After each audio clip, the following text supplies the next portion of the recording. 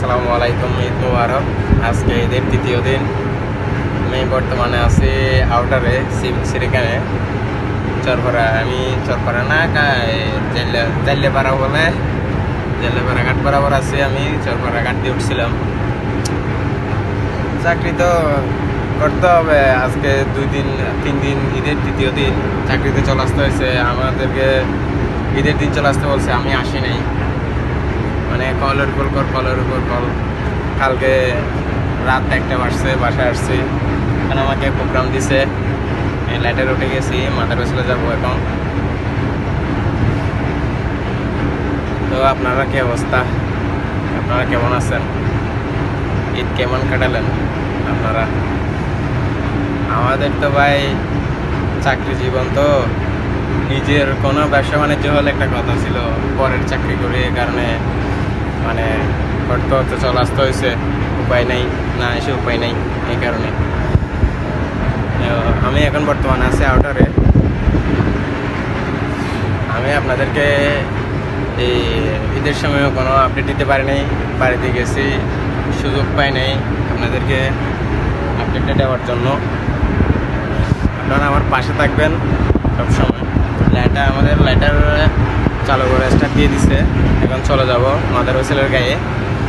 আমি মাদারীপুরে গিয়ে আপনাদেরকে এরপর এগুলো দেখাবো। তো ততক্ষণ আপনারা ভালো থাকবেন, সুস্থ থাকবেন।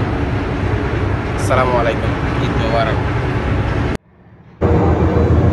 দেখতেছেন জাহাজ উঠছি, আপনাদেরকে জুম করে দেখাইতেছি।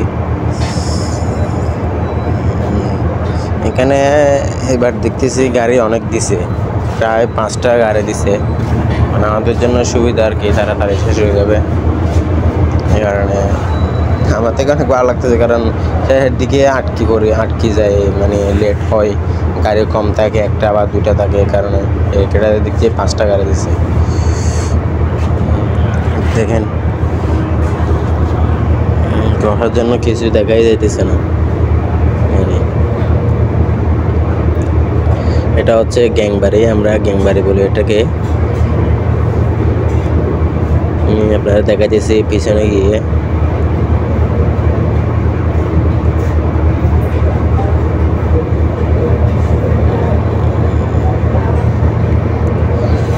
এই ফ্ল্যাগটা হচ্ছে আপনার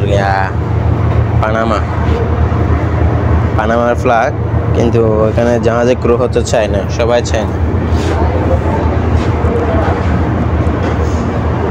এবার পিছনের সাইডটা খালি আছে, মানে শুধু এখানে এক্সট্রা পোলা ভ্যান আছে না, ওরা গিয়ে লাগাইছে, থাকার জন্য করছে আর কি। আপনারা ততক্ষণ ভালো থাকবেন, সুস্থ থাকবেন। আসসালামু আলাইকুম।